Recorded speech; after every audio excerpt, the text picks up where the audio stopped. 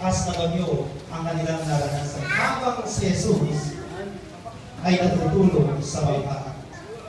So, ginawa po ng mga disipulo ay ginising ang Panginoon. Sabi niya, Panginoon, delikado tayo, lulubog tayo, malakas ang unos.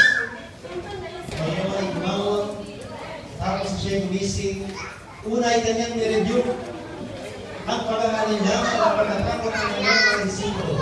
Ang pagkatapos ay kanyang hinarap ang unos, kanyang nirebuke at pinayapa. At ang sabi ng Biblia ay nagkaroon ng lubos na kapayapaan doon sa dagat.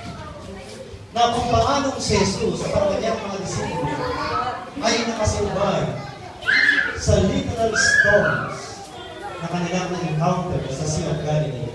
Mga kapatid, nais ng Panginoon na ikaw at ako ay makaligtas sa mga bagyo ng buhay. Amen po ba? Ulitin mo po. Nais ng Panginoon na ikaw at ako ay makaligtas sa mga bagyo ng buhay. Ano